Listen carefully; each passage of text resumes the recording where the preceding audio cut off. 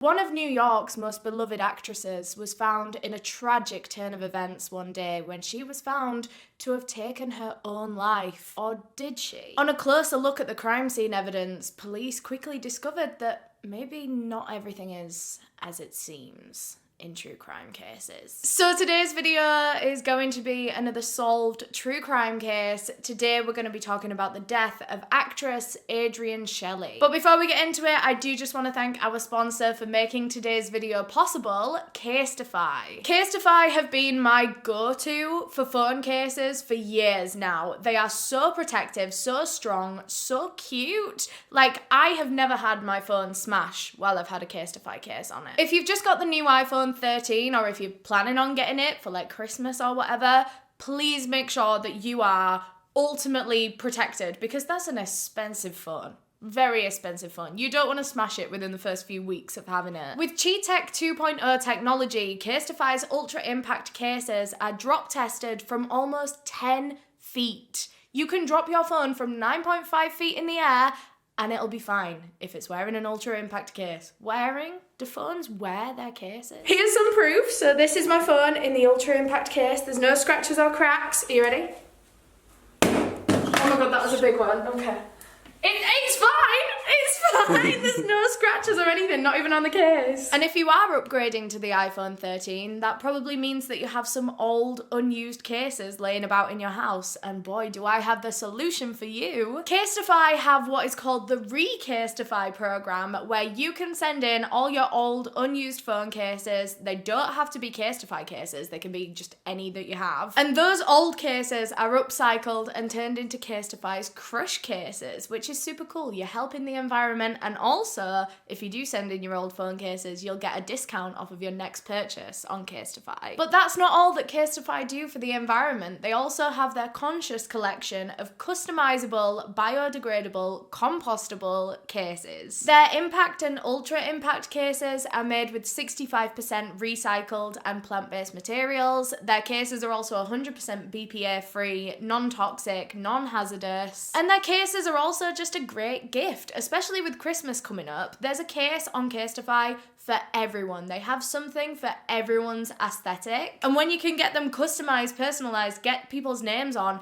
they make perfect Christmas presents for your friends or your family. And Casetify are very kindly offering you guys 15% off of your order when you go through the link that's down below in the description of this video. It's just casetify.com/Eleanor. The 15% discount will be applied to your cart automatically at checkout, so you're very welcome for that. Thanks again to Casetify for sponsoring this video. Just a quick reminder as well that my Halloween merch is still on sale right now at eleanorneale.shop. There'll be a link down below in the description. Anyway, all that being said, I do just want to give my usual disclaimer that I mean absolutely no disrespect to anyone that I talk about in this case. This video is for educational purposes, and everything that I'm about to say is just information that I have found on the internet and I'm compiling into one video. A couple of brief content warnings before we get into this one. This one doesn't have as many. There are brief mentions of suicide and sexual assault or rape, although none of those things actually take place in this case. It's just mentions of them. But still, if any of that is something that you feel you can't watch right now, please do click out of this video and look after yourself. That is the most important thing. I'm sure I can see you again at some other point with a different case, but for now, look after yourself. Bye-bye. And let's get into the case. This one takes place in Manhattan, New York City in late 2006, which is where actress, screenwriter, and director Adrienne Shelly lived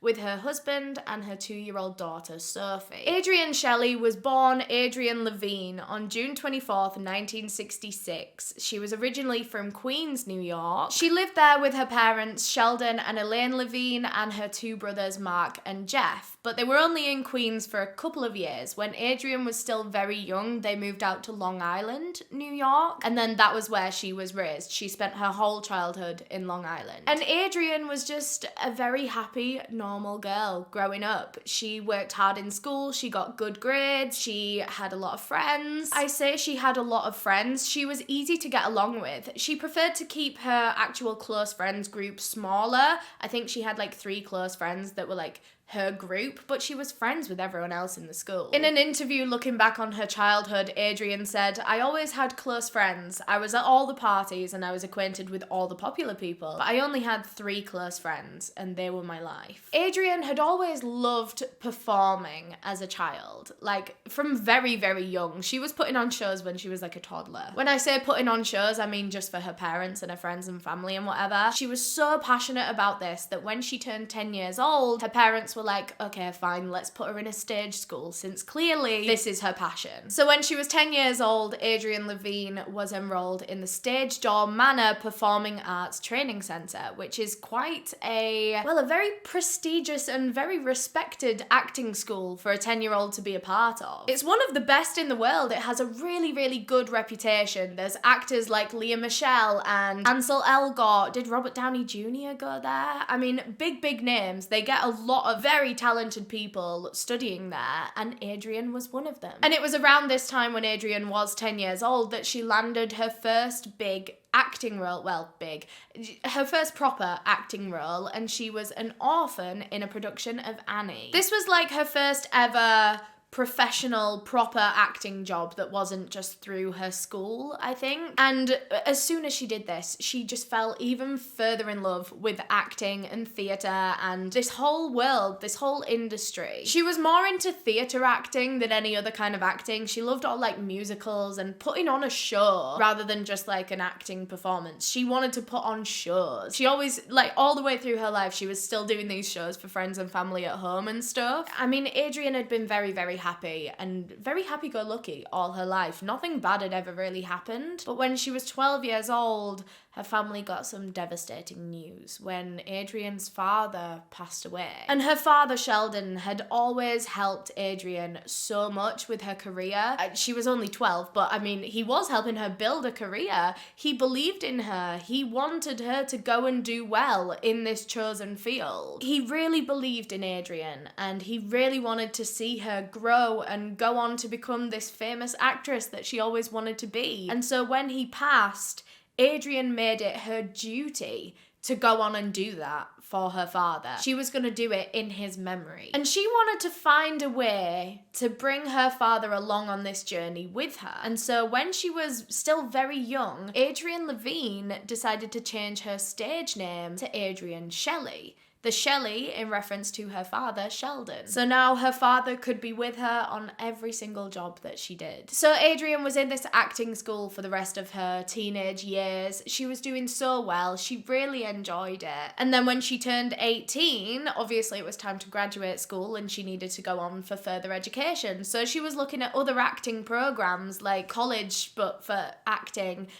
She was looking at some of the best in the country because she'd come from Stage Door Manor. Stage Door Manor students could get into any acting program they really wanted because they had that reputation. They had the benefit of going to such a great school. And so many of these acting programs were so interested in having Adrienne Levine on their course, Adrienne Shelly. She had so much experience, loads of different theatre jobs all the way through her teenage years, and then of course she went to Stage Door Manor. So people were like fighting over Adrienne Shelly. They all wanted her in their acting programs. But not everyone was for this idea. It was at this point that Adrienne's mother, Elaine, had to burst her bubble because she wasn't entirely comfortable or happy with her daughter going down this career path.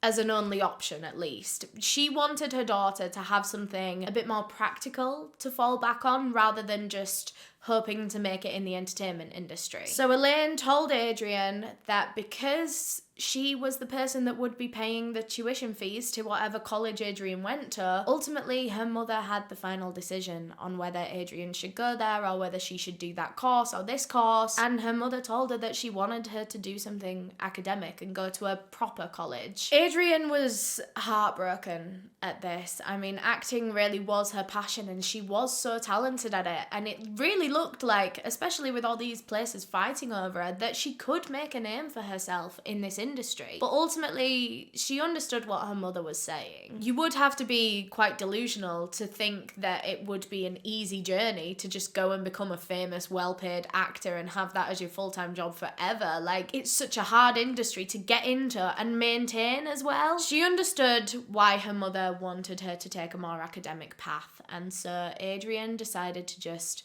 go with it. So Adrienne moved to Massachusetts and enrolled in Boston University doing journalism. I mean, she liked it, she was alright with it, but acting was always in Adrienne's heart. And eventually she actually found a way to involve acting in her degree. At the end of her first year, she majored in film production so that she could like do a little bit of acting here and there. And at the end of this year, she kind of sat down and looked at the last year of her life and she was like, yeah, it's good, I'm doing well, I'm getting an education, but I'm not happy. I'm not doing what I want to be on this earth to do, and that was acting. She just knew that journalism was not her calling in life, film production was not her calling in life, acting was.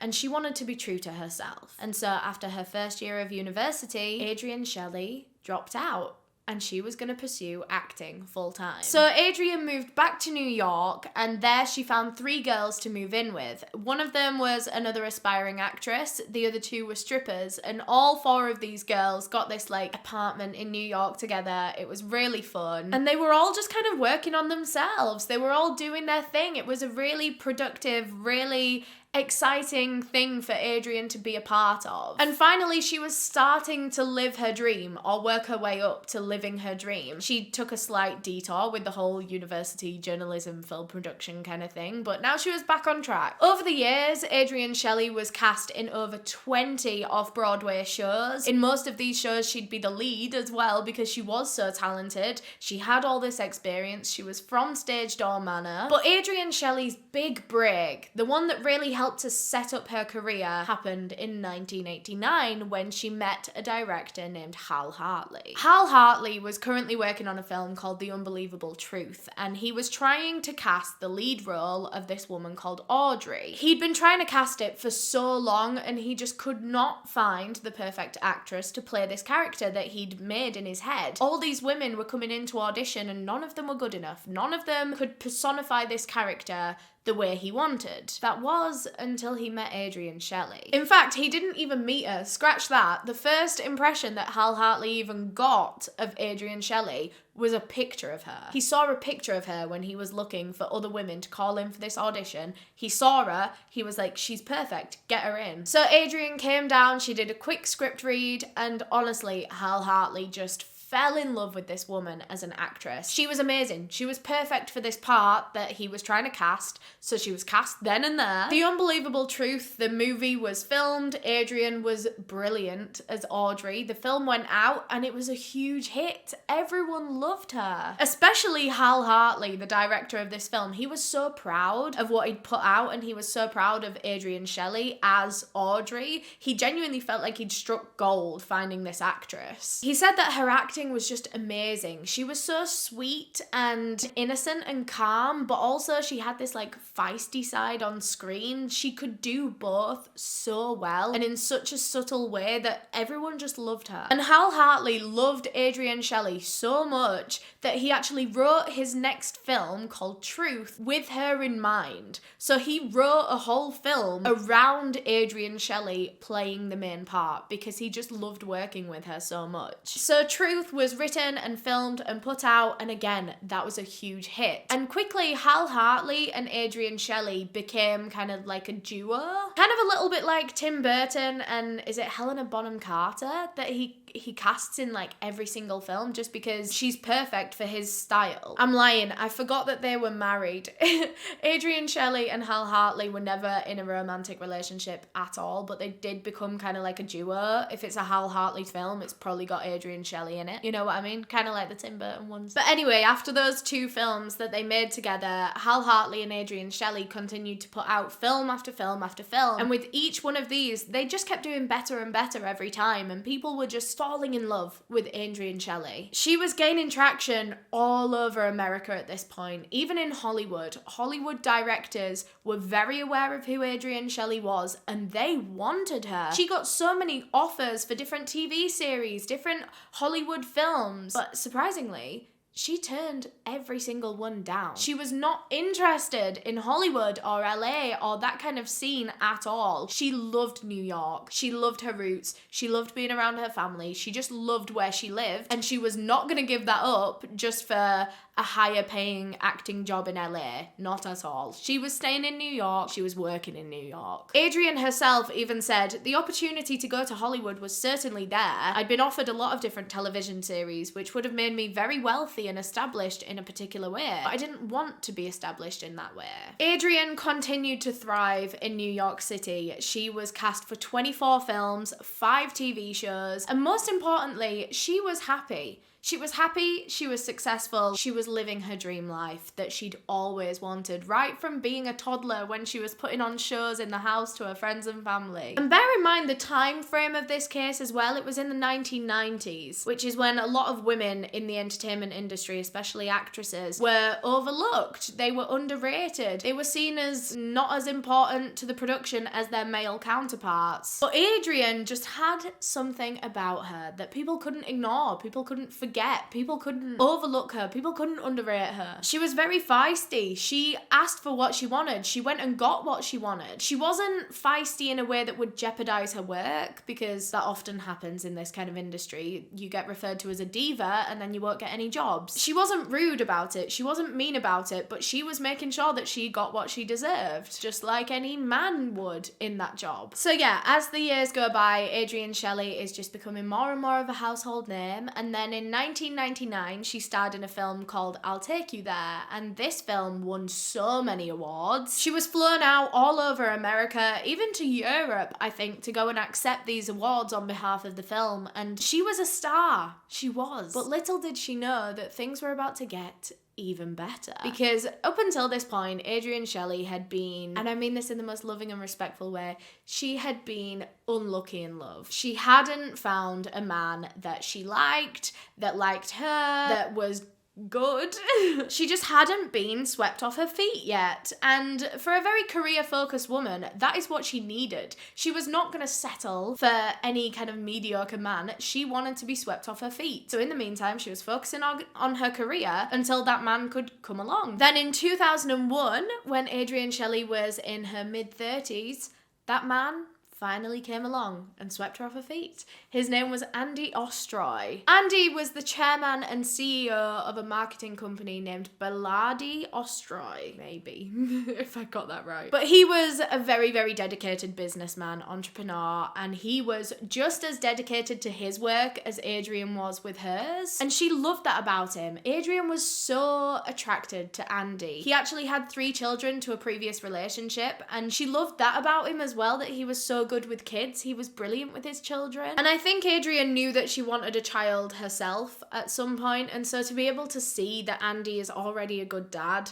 she really was swept off her feet. She really was. Over the coming months, Adrienne and Andy just fell head over heels for each other. They were so in love. They were besotted with each other. I have a quote here from Andy. He said, "I didn't really know what to make of her at first. She was like no one I'd ever met before, but I knew right away that she was special. There are very few people in this world who are really unique, and she touched you in a way that meant you would never forget her. It's hard to explain. She had a big smile and a genius IQ." After a year of dating, Adrienne and Andy tied the knot in 2002 in a very private wedding ceremony. I think they only had like friends and family there. And not long after that, Adrienne actually fell pregnant with Andy's baby. They were gonna have a baby together and they were over the moon. But then Adrienne was very quickly hit with the realities of pregnancy. I personally haven't been through it myself, but those of you that have probably relate to what Adrienne is feeling right now, and that is that pregnancy is nothing like how it is portrayed in the media or in movies or films, TV shows. It's almost always described as this like beautiful journey between a mother and her child and the life growing in her womb, and she's got this pregnant glow and like it's all magical. In reality, it is the most stressful and horrendous 9 months of a woman's life. TV shows and movies back then in the 90s didn't show the negative sides of pregnancy, kind of like what we see in TV shows now. Now they do it, especially when it's like for comedic purposes, like back pain and grouchiness and morning sickness and this and that. Like, films back then only wanted to focus on the nice magical part of pregnancy, and then Adrienne fell pregnant and she was like, what the hell is happening to my body? She just found it quite unbelievable, actually, being an actress herself in the film industry, that pregnancy is just so terribly portrayed. It's portrayed as if it's just all fun and happy and rainbows and unicorns. It's absolutely not. And so she felt like she now had this responsibility to other women to portray pregnancy as this very natural, very normal, very realistic thing that it is. She wanted so badly for someone to make a film where pregnancy and childbirth is portrayed accurately. And if no one else was going to make it, Adrienne Shelly was going to make it herself. And so Adrienne Shelly got to work writing a film called Waitress. And in Waitress, she just channeled all of these raw emotions and thoughts and feelings through the characters. There were a lot of deep things that Adrienne addressed in this film that no one else was really addressing, or like feelings that she was addressing that no one else had ever really shown in films, such as like the fear that women have when they fall pregnant that their life is never going to be the same again, or that maybe their child is going to impact their career, or, you know, all these feelings that women don't ever really want to admit because it seems selfish or this, that, and the other, but they're very real feelings that almost every single woman will have during her pregnancy, and Adrienne wanted to show that. Adrienne completed the first draft of this movie, Waitress, when she was 8 months pregnant with her daughter, so she was ready to pop. And she said she later described the film Waitress as a love letter to her daughter. And of course, just a month after that, she gave birth to a beautiful baby girl named Sophie Ostroy. And after the birth, Adrienne was so proud of Waitress, this first draft that she'd put together, that she didn't even waste any time. She was right back working as soon as she gave birth, because she was like, I want to get this finished. I want to get this out into the world. So she neatened up all the writing, and then it came to actually filming Waitress, and she knew that her family had been such an influence in how she'd created this film. Her husband Andy had been so supportive through the pregnancy. Of course, her daughter Sophie had been the pregnancy, so she wanted to get her involved somehow. And so Adrienne actually came up with 2 little cameos throughout the film that her husband Andy could have, and her daughter Sophie. So Andy was just some guy called Cake Man, like like an extra kind of thing, and Sophie at the end was a girl called Lulu. So they both got very brief little cameos in this film that Adrienne had worked so hard on and been so inspired by them to create. Adrienne herself actually starred in her own film. She was a waitress called Dawn. In 2006, the film was all finished, completed, finalized, and Adrienne Shelly submitted the film Waitress into Sundance Festival. Sundance Festival, if you haven't heard of it, it is a big deal in the film world. It's all for like independent writers and producers and creators. Obviously, it's a film festival. Did I mention that? They get like 5,000 submissions every year, and from those 5,000 submissions of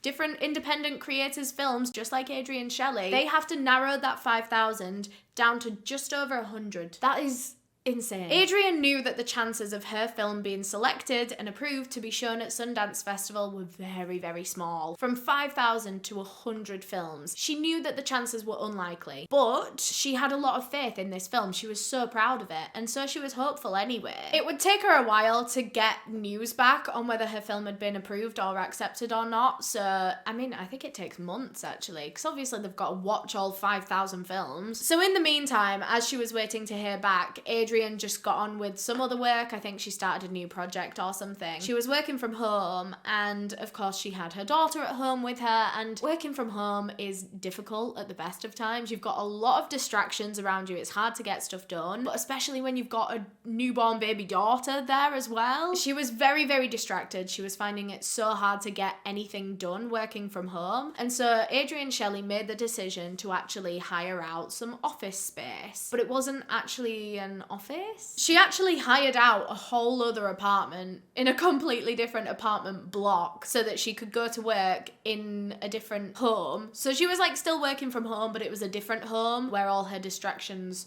were not. This second apartment that she got to work in was in the Abingdon Square apartment block in Manhattan's West Village, and she was so happy. I mean, it was perfect. It was perfect for what she needed. She really enjoyed this situation. She liked like getting up in the morning and leaving for work. She spent all of her working hours there in that apartment when she wasn't filming. I mean, she was filming quite a lot, but any working hours where she was writing or just doing admin work, she would be at that apartment. And Adrienne and Andy formulated this whole routine around Adrienne going to this other house. They would get up, they would all have breakfast together as a family, and then Andy would, I think they would drop off Sophie at daycare or whatever, and then Andy would take Adrienne to her work apartment, drop her off there, Andy would go to work, and then at the end of the day, Adrienne would give him a text or a call and be like, can you come pick me up now? And then he'd go and pick her up and they'd all go home together. So they fell into this routine. Adrienne was getting so much more work done now that she wasn't at home. Everyone was happy, and they were finally like this proper nice little family unit, having these little family breakfasts and then all going off to work. It was so cute. But then on November 1st, 2006, this routine didn't quite go to plan.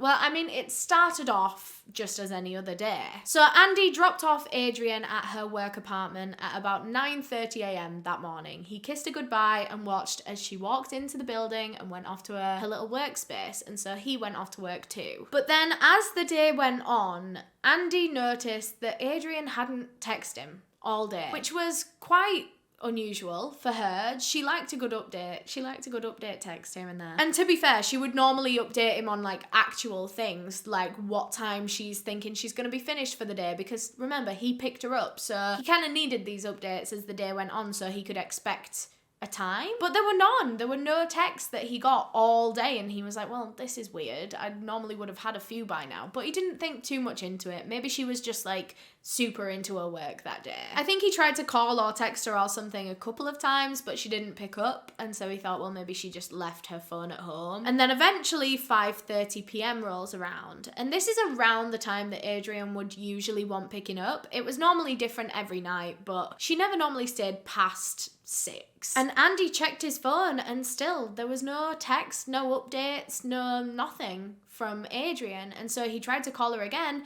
Again, she didn't pick up. And so he's thinking, well, if she has left her phone at home and that's why I can't get in touch with her, that'll be why I've got no texts. And that'll also mean that she has no way of getting home because she can't contact him to say, can you come and pick me up now? And so this is when Andy started to panic a little bit. He looked outside. It was already dark because it was November. It was only 5:30 and it was pitch black outside. And he was like, oh my God, I hope she doesn't try to walk home alone. So he got in his car and he sped down to the apartment block where she worked to hopefully bump into her on the way out so that he could give her a lift home and they'd be safe. So Andy arrived at the apartment building at about 5:45 p.m. that day, and he walked into the lobby of the building. Obviously, he didn't have a key. Adrienne was the only person that had a key for her work apartment. So he walked over to the doorman, kind of explained the situation. He explained who he was, that he was Adrienne's husband and that she kind of rented out an apartment to work in. The doorman actually recognized Andy from when he dropped Adrienne off every single morning. The doorman had seen him giving her a goodbye kiss every single day. He knew who Andy was, and so he trusted him. The doorman told Andy that he had a master key for every single apartment, and so he was more than happy to take him up to Adrienne's apartment to check on her. So the two men went up in the lift. They got to Adrienne's floor, and then the doorman goes to take out his key, and as he goes to put it in the door just pushes open.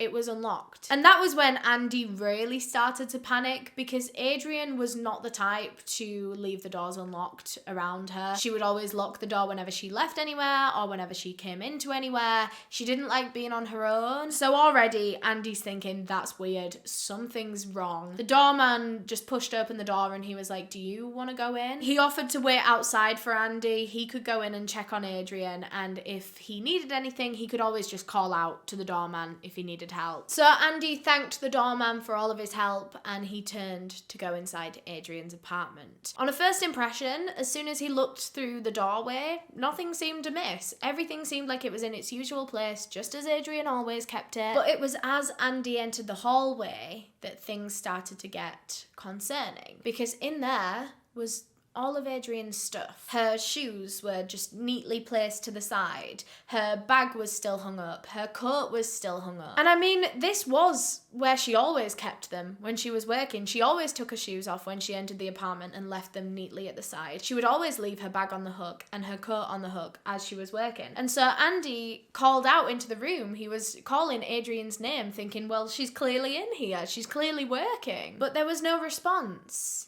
Adrienne didn't shout back to him, and so Andy continued through the apartment. He's checking in all these different rooms, and she's not in there. Nothing seemed weird about any of the rooms either. That was until he got to the bathroom. It was the last room for him to check, and when he swung open the door, he found the most traumatizing scene. In there was Adrienne Shelly, hanging from the shower rail. She had a bed sheet tied around her neck and tied around the shower rail. Her body was hanging there and her face was just pale white. Andy grabbed her body and started screaming and crying. As soon as the doorman heard this, he rushed in. They were both trying to untie Adrienne, get her down, but it was too late.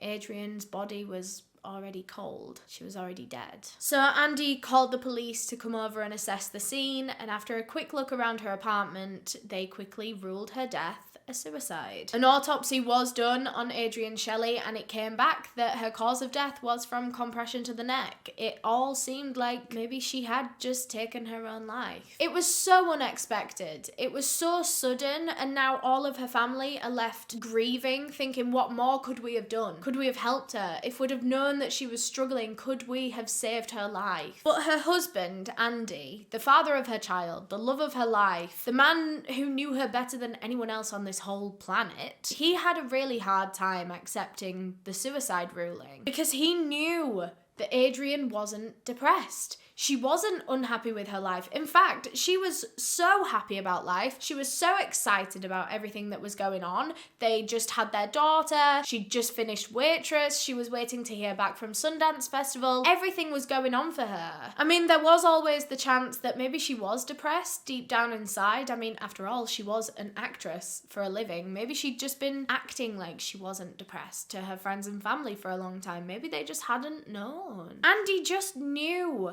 that Adrienne wouldn't want to take her own life and leave her daughter without a mother. He just knew that she wasn't going to do that. But that wasn't the only reason that Andy didn't believe this was a suicide. There were also some actual suspicious pieces of evidence in this case as well, like the fact that the door was unlocked. Adrienne never left the door unlocked. There was no suicide note. I mean, this kind of goes back to the fact that maybe she was like acting like she wasn't depressed, but her husband thought that if she had taken her own life, at least there would be a note to her daughter or to him somewhere, because she wasn't the type to just give up and kind of leave without any prior notice, I suppose, or final words, or, you know, she would never do this to her family. She loved them too much to just leave without saying anything. But most importantly, one of the most suspicious parts of this whole case is that Adrienne's purse that was found still hanging up in the hallway that Andy himself had walked past, that purse was found without any cash inside it. And Adrienne always carried cash. So did this mean that she'd been robbed? Had someone stolen the money out of Adrienne's bag in her hallway? And to Andy, this was a clear indicator that someone must have killed Adrienne and stole her money along with the murder. Because these were just so many little things that were now adding up. The fact that he didn't think that she was suicidal, and the fact that she left the door unlocked and then her bag was robbed. I mean, it's all adding up. He begged the police to look into this case further because he was not convinced that his wife had killed herself. He thought that someone had murdered her and made it look like a suicide, or tried to cover it up in some way. And clearly it had worked, and he was begging the police, saying, no, I really don't think Adrienne would have done this. I really don't think she did. But they were refusing. To them, I mean, I understand it from the police's point of view as well. This looked like a suicide. And the autopsy even came back to confirm that. But Andy did not stop. He kept begging them. He kept campaigning, doing public campaigns to try and get the public on his side, to get police to reopen this case. Finally, after a while of battling with them, they did. They decided to reopen this case. So the first thing that police decided to do now that this case was reopened was go down to the apartment where Adrienne Shelly worked, where her body was found, because this is now a potential crime scene. If Andy's right and she was murdered, then that is a crime scene. And for that exact reason, actually, Andy himself hadn't been back to that apartment in months. Since the day that he found Adrienne's body, he has not stepped foot back in that apartment because he was too scared to contaminate or affect any potential evidence that could be in there. So police went into this apartment and they're looking around, and upon a closer inspection of the bathroom where Adrienne's body was found, they found a shoe print on the toilet lid. The toilet was right next to the shower in this bathroom, and so the NYPD theorized that this shoe print had been left when someone had obviously used a foot up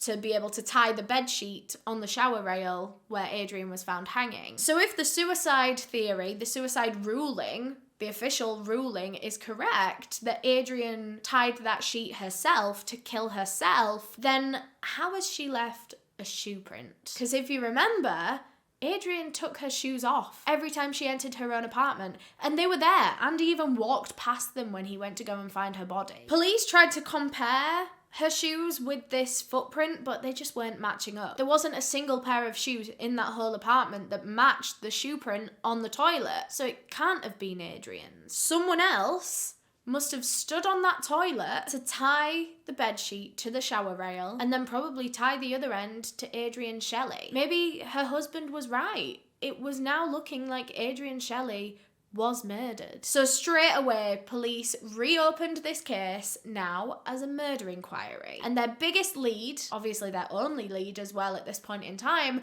was this shoe print. So forensic tests were done on this shoe print, and it was concluded that the print was made in gypsum dust. And gypsum dust is a very specific type of dust. It's usually found or made on construction sites, usually when people are putting up drywall. You know, when it gets really dusty on a construction site, it's that kind of dust. Whoever had made this footprint on Adrienne Shelly's toilet had stood in some gypsum dust, which told police quite a lot about their suspect, that maybe he was a construction worker. So police had a quick look around the area to see if any construction was being done, and believe it or not, the construction was being done in the exact same building. Actually, on the floor below Adrienne Shelly's work apartment. There was construction going on right underneath Adrienne Shelly's apartment on the day that she was murdered. So this told police everything they needed to know. So police went to that apartment underneath Adrienne Shelly's that was being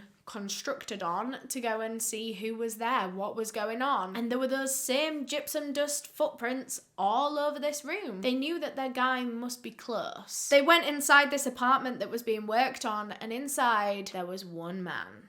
And on the soles of his shoes was all this dust. This man's name was Diego Pilco. He was the one working on the construction in that building, and so police just asked him if they could come and speak with them for a moment. And when Diego stood up, they noticed that he had scratches all over his face. Police asked him how he'd got these scratches, but he couldn't really give them an answer. He just kind of shrugged it off and didn't really explain. And again, that was a big red flag for police. So right now, there's so many red flags about this man, and they've only just met him. Matching shoe prints, scratches, potential self-defense scratches all over his face. Police decided then and there to just arrest this man. So this man, like I said, was named Diego Pilco. He was actually 19 years old, very young. He was an illegal immigrant, originally from Ecuador. He'd been smuggled over to the US quite recently, I think, before this case. And he was actually in a fair bit of debt, $12,000 to the person that had smuggled him over. He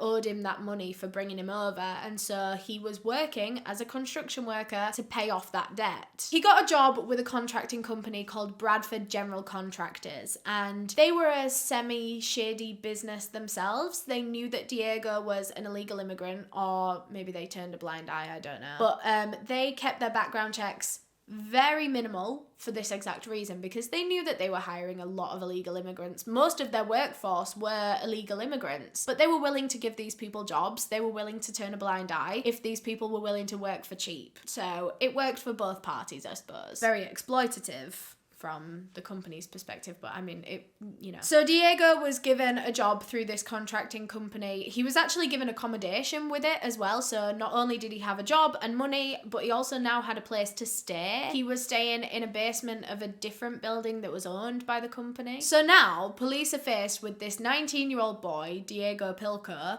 that could be a murderer. And so they decided to take him into an interrogation room. They put all the cameras on, all the audio, tape, recording equipment, and they interviewed him. One of the first questions they asked Diego was, "Did you kill Adrienne Shelly?" And quite surprisingly, Diego just looked up at them and confessed. He said he killed her, but he insisted that he wasn't a bad person for doing it. Diego says that the first time he met Adrienne Shelly was earlier on the day that she died. She came downstairs to him from her apartment to the one underneath to complain about the construction noise, because he was doing construction work. He was noisy, he was drilling, he was banging, and Adrienne told him that she couldn't concentrate on her work. She couldn't get anything done while he's making that much noise. And so she asked him if he could hold off for a while. She asked him if all the noisy bits could wait. And supposedly this angered Diego Pilco. He found Adrienne very annoying and entitled, and she was talking as though her work was more important than his. And so in his anger at what she'd just said to him, he was just trying to get her to leave. He didn't want her in his construction site any longer. And so he picked up a hammer and threw it in her direction. Now, I don't know if he was trying to throw it at her and trying to hit her with it and hurt her, or if he was just throwing it her way just to be like, go away. Either way, it didn't hit her, but obviously it was enough to scare her. I mean, she'd just been physically threatened. Well, almost hit with a hammer. And so Adrienne starts shouting at Diego, like, "What do you think you're doing? I'm gonna call the police. You just tried to attack me." And so she turns round and walks back over to the lift. She presses the button on the lift. She's waiting for it to come. She's gonna go back up to her apartment, grab her phone, and call the police and report Diego Pilco for assaulting her, for throwing this hammer at her. And this mention of the police terrified Diego Pilco. Remember, he is an illegal immigrant. If police come down to the scene and they meet this guy that's not on the system, he's not registered, they're gonna find out he's an illegal immigrant and he's gonna get deported. He cannot let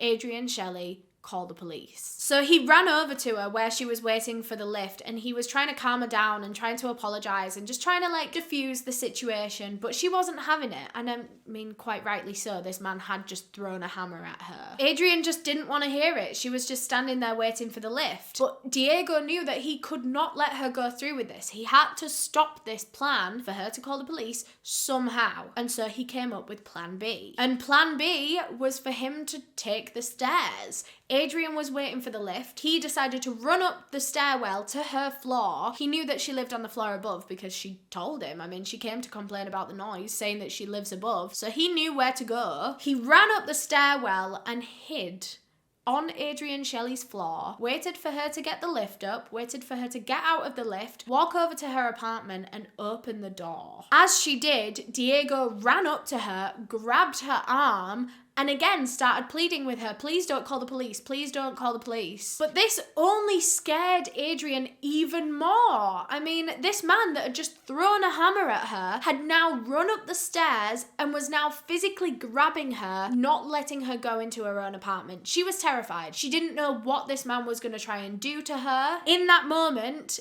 Adrienne's fight or flight instinct kicked in. She knew she couldn't run away from this man. I mean, he had hold of her arm. So her only other option was to fight. And so she starts hitting him. She starts scratching him, trying to get him off her. She was screaming and shouting, screaming for help. But for some reason, maybe no one else lived on her floor, but no one heard her.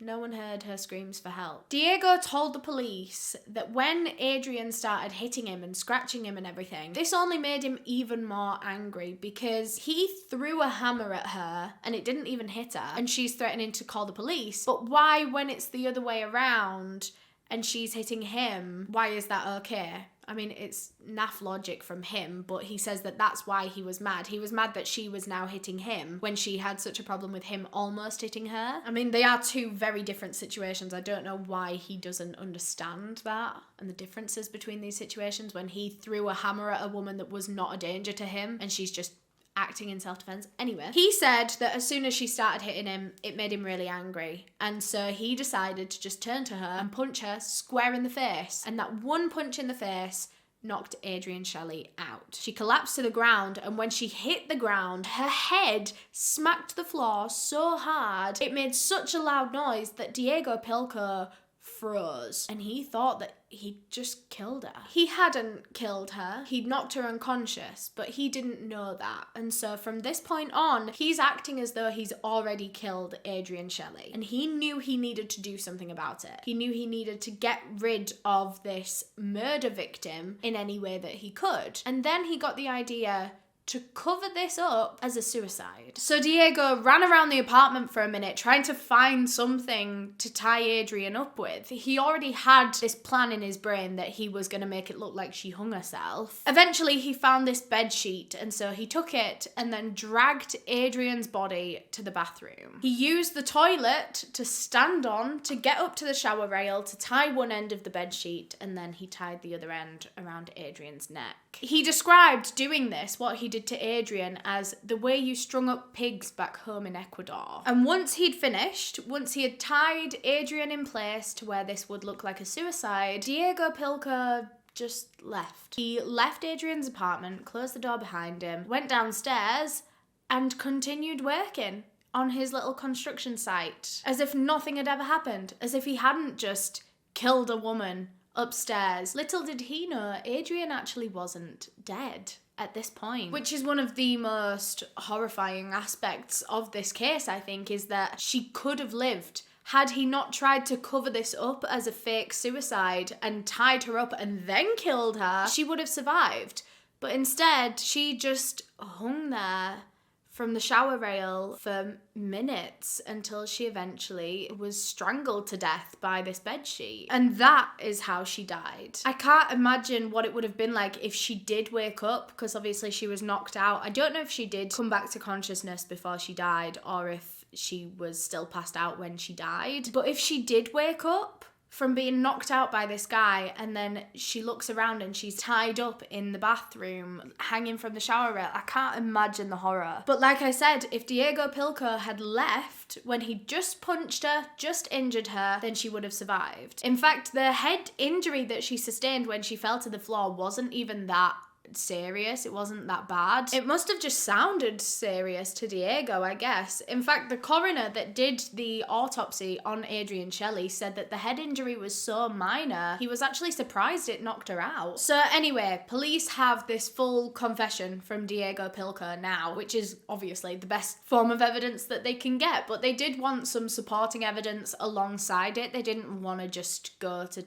court with a confession and nothing more. So to gather some supporting statements, the police went back to the apartment building and they went and interviewed all the neighbours on that same floor where Diego was working on this apartment, just to get people's kind of impressions of him. What kind of guy was he? What kind of presence was he in that building? None of the neighbours had ever really spoken to Diego, nothing more than just like a passing hi in the hallway, so none of them could really say much to police. But there was this one woman that lived on that floor, and she told the police that Diego Pilco had a bit of a staring problem. It was with the young women in the apartment building, of course it was. He would stare at them as they passed in corridors, he would watch them as they left their apartments and went and waited at the lift. Like, he would just stop his work and just like stare at them as they were waiting for the lift. Really weird. He never made a pass at anyone, he never made comments or anything like that, never wolf whistled or like tried to pull any of these women. He just stared. It was just weird and creepy. In fact, this one neighbour that was telling the police about this, that Diego's really weird and starey, she told them that she actually intentionally stopped leaving her apartment when she knew that Diego was working out there because she felt so uncomfortable. So that gave them a better idea of what kind of person Diego was. Well, not what kind of person, but what kind of energy and presence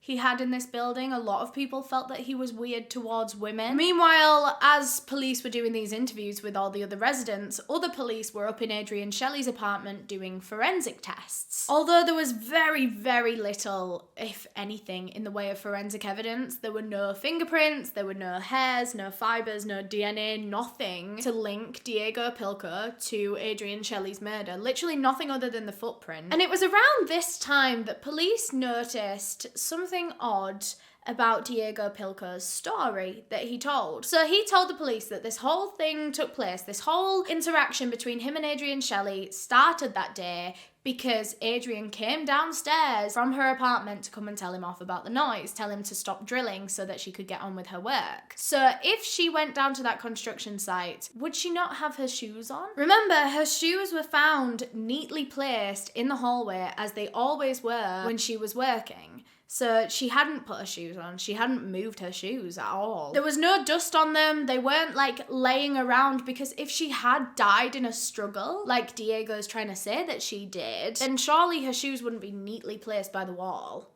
where she always kept them. Surely she would have put them on to go down and see this construction site, and then when she died in the struggle, they would have come off. I suppose you could argue that maybe she didn't even put her shoes on when she left for the construction site. Maybe she went down to talk to Diego, didn't even put her shoes on when she went down in the lift. But then she would have that dust on her socks.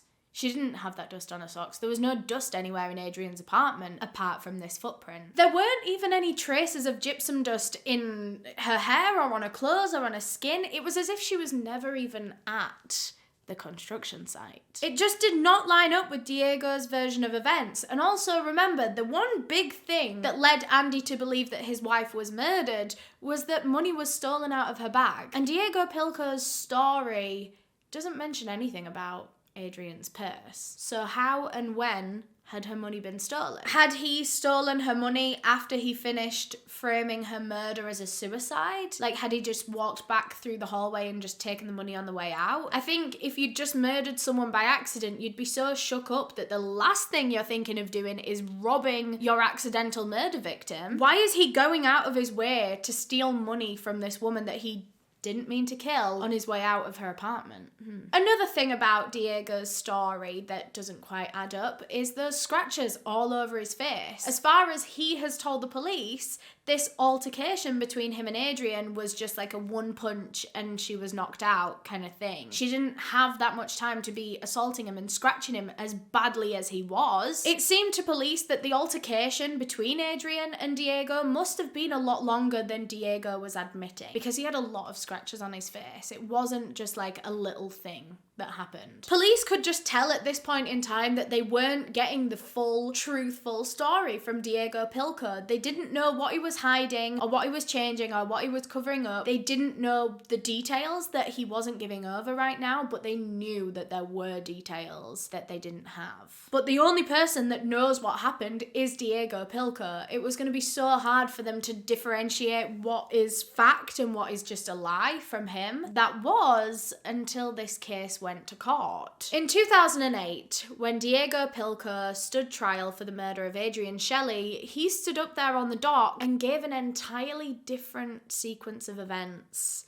than the one that he confessed to police. He said that he actually bumped into Adrienne that day, not when she came down to complain about the noise. He said that he'd gone on his lunch break, and as he was walking back to the building, Adrienne was also coming back inside the building. So they kind of met up outside on their way in. Maybe she'd been out for her lunch too, but the two of them went inside the building, and he recognized her actually from her films. He knew that she was Adrienne Shelly. He knew that she was a successful, famous actress and that she probably had a lot of money, or at least more money than him anyway. And in that moment, he got the idea to rob her, to rob Adrienne Shelly. So Diego waited for Adrienne to press the button on the lift and get inside, and he followed in after her. He acted very unsuspicious at this point in time. He acted like nothing was even happening. They went up to Adrienne's floor in the lift, and then Adrienne got out and walked over to her apartment, thinking that this guy was going to continue in the lift to whatever his floor was. But he didn't. Diego didn't press a button in the lift, so the lift wasn't going anywhere. He just stood in there and watched Adrienne. Just watched what she did next. Adrienne walked over to her own apartment, she unlocked the door, and her hands were full of bags. She'd just been out for like lunch or whatever, and so she didn't actually close the door behind her. This wasn't something she did often, but her hands were full. She walked into a different room in the apartment to go and put her bags down, and left the front door of the apartment wide open. And Diego saw his opportunity. He approached Adrienne's apartment and snuck inside. He creeped into the hallway, which is where Adrienne kept her bag and her coat and everything, and he opened up her bag. He's starting to go through it, grabbing all the cash that he can find. And in that moment, when he's holding the bag in his hand, he's grabbing all the cash out, putting it in his pockets, Adrienne walks back into the hallway. And she's startled by him. She screams, there's a man in her house. So Diego's fumbling about. He's trying to put the money in his pocket and just run for it. But then he sees Adrienne pick up her phone and she shouts, I'm gonna call the police. And he freezes. Again, Diego knew that he could not let Adrienne call the police on him, because if the police come, they will find out he's an illegal immigrant. They'll deport him. He owes all this money. He doesn't want that to happen. He can't let Adrienne call the police. So Diego ran at her and tried to physically grab the phone out of her hand so that she couldn't call the police. And of course, this terrified Adrienne Shelly. Not only was this a man that was trying to break in and steal her stuff, but now she's being physically assaulted by this man. She doesn't know what he's gonna try and do to her. So she's screaming. She's trying to fight back as much as she can. Diego said she was slapping him, she was scratching him. That's where all the scratches on his face came from. It was from this altercation. And Diego said that halfway through this, he realized that Adrienne was being very loud. Like, she was screaming really loud. Obviously screaming for help, screaming to get this man off of her. But he realized that if she kept screaming, this would be drawing attention to them, and it would obviously end in the police again. He needed to stop the police from coming in any way that he could. He knew he needed to shut up Adrienne Shelly. I have a quote here from Diego himself. He said, out of desperation, I got scared and covered her mouth. When I noticed she fell to the floor, I was very scared. When she fell to the floor, I saw a sheet and I decided to choke her. That's what happened. It was when Adrienne started screaming that Diego knew he needed to stop her. So he put his hand over her mouth and smothered her. Although we know that this didn't kill her. So it's believed that this actually knocked her out, like she passed out from lack of oxygen or something like that. And from there, that is when Diego dragged Adrienne Shelly's body to the bathroom to cover up his crime. Again, from here on, it's the same as the other story. This part doesn't change, where he stood up on the toilet, tied the bed sheet, tied it to Adrienne, and then left and carried on with his work day. So it's pretty much the same story in terms of how Adrienne died. It's just kind of the little details and the run-up to the murder that make more sense now. It fits with the forensic evidence better now. But this still means that it was the suicide cover-up that actually killed Adrienne Shelly. Still, whatever he did to her didn't kill her. He still killed her when she was hanging from that shower rail. But even though we have this second, more accurate version of events, some of you are going to hate me for saying this, we still don't know if that's actually what happened? Because it is just Diego Pilco's word against, well, Diego Pilco's other word. There is absolutely no way for us to know exactly what happened in that apartment that day, because the only person that does know is Diego, and it seems that he likes to change his story all the time. It's entirely possible that maybe this second story isn't true either, but maybe he came up with this second story to explain the inconsistencies in his first story. So maybe neither of them are true. Maybe we still don't know why he killed Adrienne Shelly. Maybe it was for one of those reasons. Maybe it was entirely different. Her husband, Andy, thinks that Diego Pilco is just a cold-hearted killer and that he wanted to kill Adrienne. It wasn't an accident. Police are very much unsure whether robbery was his initial motive or not. He says it was. He says that he saw Adrienne, recognized her from the films, and then wanted to rob her because he knew that she would have money. But is that true? We don't know. Some police think that maybe there was a sexual motive. Maybe he tried to get sex out of Adrienne, she refused, and that's why he killed her. And maybe he just grabbed the money from her purse on his way out. Maybe that wasn't the sole motive. Maybe it was just, a byproduct of the murder that he wanted to commit. On March 13th, 2008, Diego Pilco pled guilty to first-degree manslaughter, and for that, he was sentenced to 25 years in prison without the possibility of parole. After that 25-year sentence is up, he will actually be deported to Ecuador immediately. At his sentencing hearing, Diego actually tried to speak with Adrienne's family, the family of the woman that he murdered, and he tried to beg for forgiveness from them. Of course, they declined, and the judge actually turned to Diego and said, "I don't think you'll get that, sir." Also at the sentencing, Adrienne's family were given the opportunity to speak directly to him, to Diego, and Andy said, "You are nothing more than a cold-blooded killer," and he hopes that Diego rots in jail. He said to him, "I want you to suffer like she suffered, to live a life of fear, the same fear that she felt when she realized that she was about to die." And Diego Pilco responded to Andy Ostroy saying, "I came with a purpose here," to the US, "to work and to help my family out, but my life has changed. I left my house with the purpose of working, not to hurt anyone, and this is what I deserve," saying that prison is what he deserves. One really bittersweet aspect of this case was that following Adrienne Shelly's death in 2007, Waitress was accepted into the Sundance Festival lineup thing, just like she'd hoped. At Sundance Festival, the films are normally presented by the director, so it would have been Adrienne, but of course she wasn't there to present her own film anymore, and so Andy went up and did it for her. Waitress turned out to be Adrienne Shelly's most successful piece of work ever. It was up for 16 different awards and won 6 of those. Oh wait, no, it was nominated for 16 and won a further 6. So that's what, 22 in total? 22? Waitress, the film, was purchased by 21st Century Fox for about $4 or $5 million, which is insane, by the way. Adrienne did so well with this piece. And it later went on to have a box office draw of $19 million.